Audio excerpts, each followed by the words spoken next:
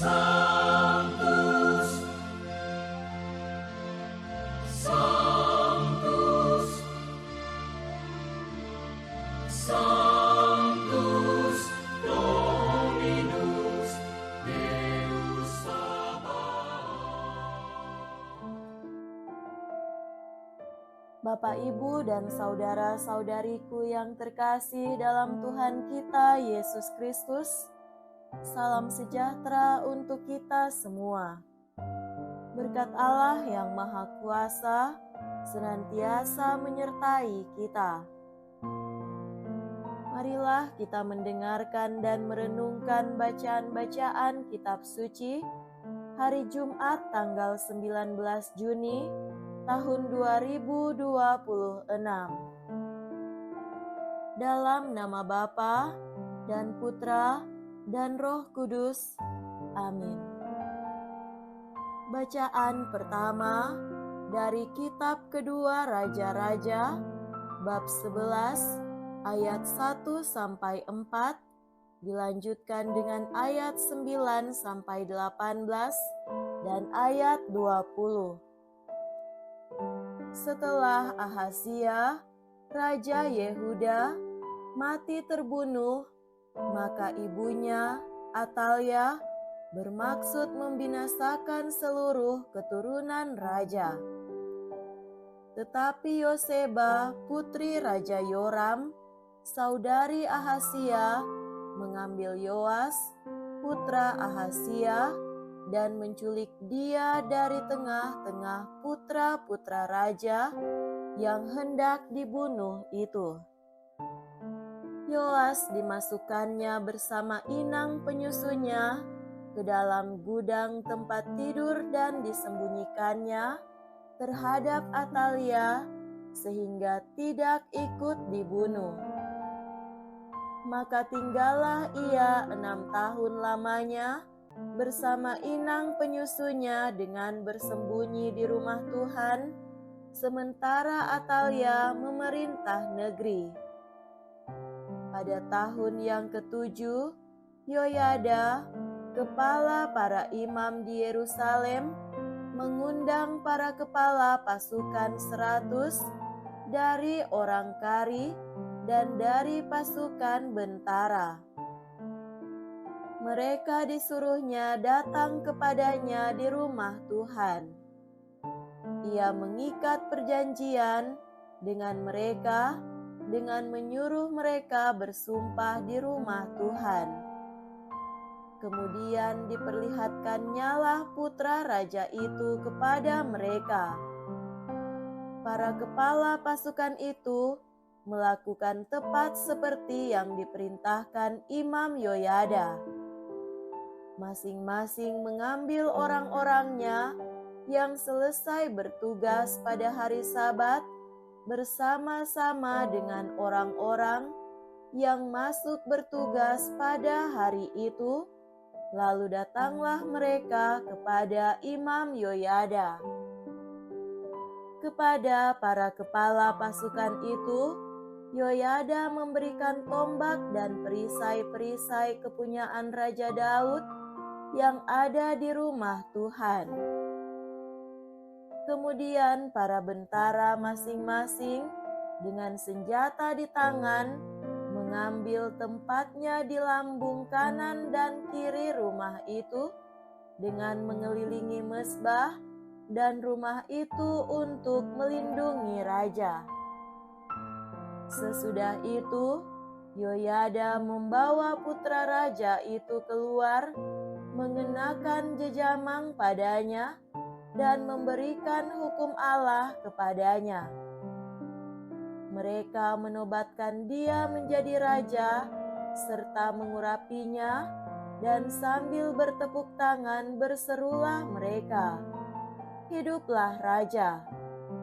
Ketika Atalia mendengar suara hiruk-pikuk para bentara dan rakyat, pergilah ia ke rumah Allah untuk menemui rakyat.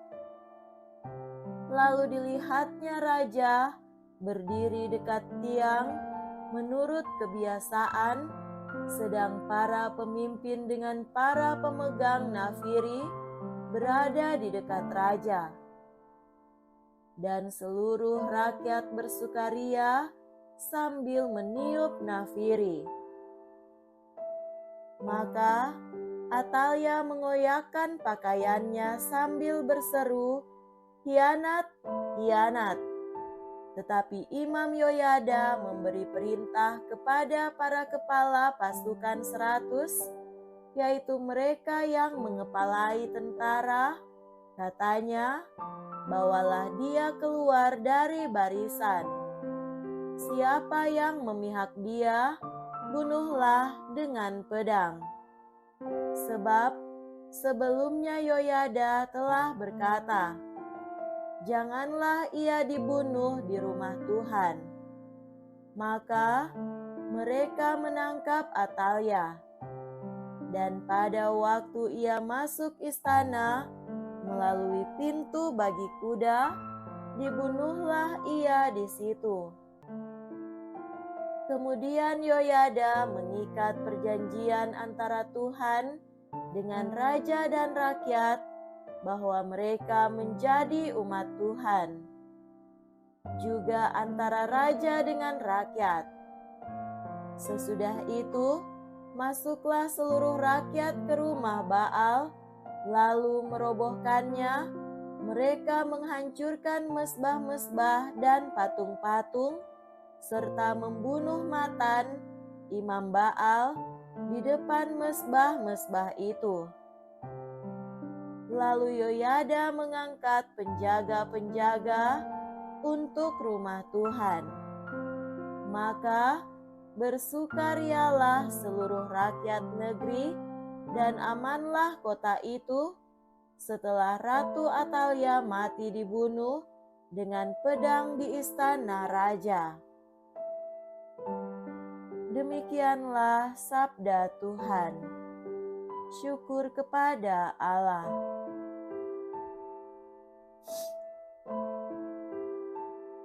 Semoga Tuhan beserta kita sekarang dan selama-lamanya. Inilah Injil suci menurut Matius. Dimuliakanlah Tuhan. Injil Matius bab 6 ayat 19 sampai 23.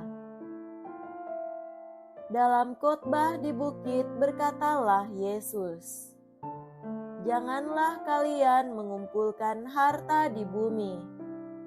Ngengat dan karat akan merusakkannya, dan pencuri akan membongkar serta mencurinya. Tetapi kumpulkanlah bagimu harta di surga. Di dunia ngengat dan karat tidak merusakkannya, dan pencuri tidak membongkar serta mencurinya. Karena di mana hartamu berada, di situ pula hatimu berada. Mata adalah pelita tubuh. Jika matamu baik, teranglah seluruh tubuhmu. Jika matamu jahat, gelaplah seluruh tubuhmu. Jadi, jika terang yang ada padamu gelap, betapa gelapnya kegelapan itu." Demikianlah sabda Tuhan. Terpujilah Kristus.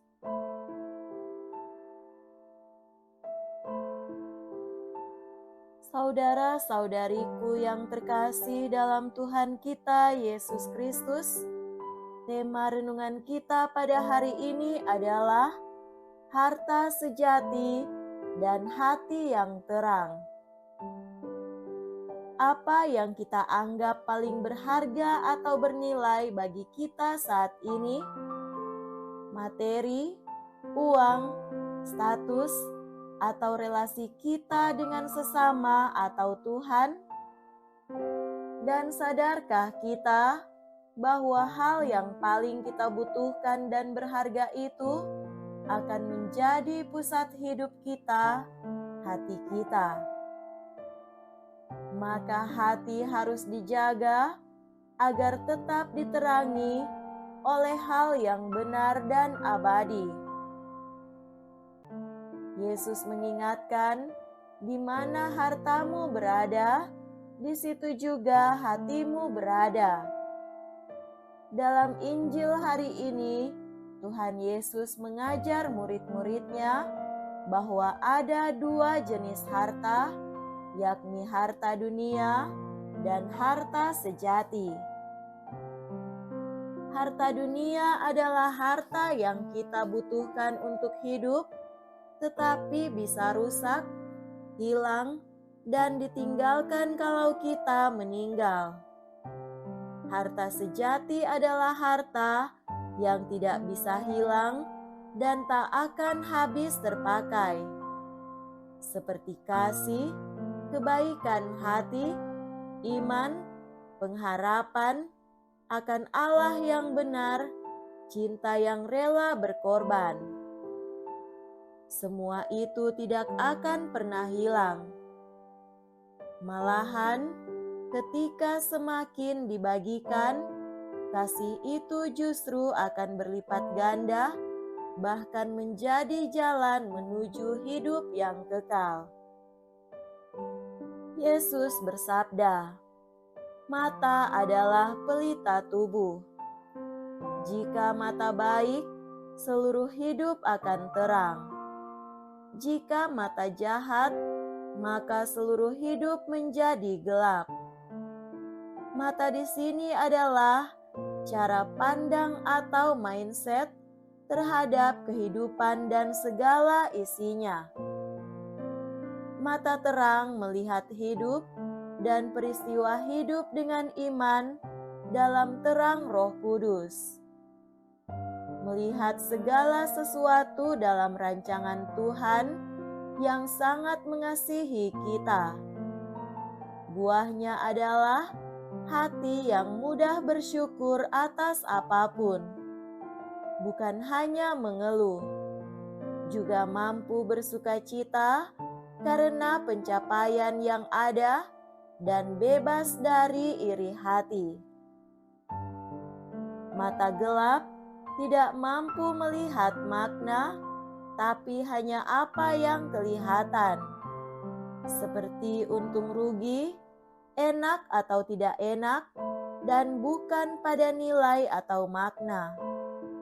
Alhasil, kita akan mudah cemas, stres, kehilangan materi, dianggap hidup telah runtuh dan gagal.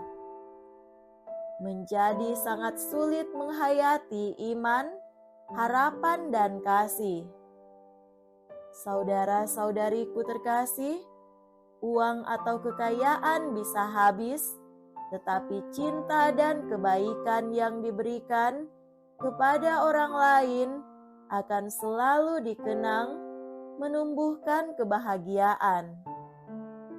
Jabatan bisa berakhir, tetapi kasih, pengabdian, dan buah perbuatan kasih tetap dikenang dan bernilai di hadapan Tuhan. Semoga demikian. Amin. Dalam nama Bapa dan Putra dan Roh Kudus. Amin.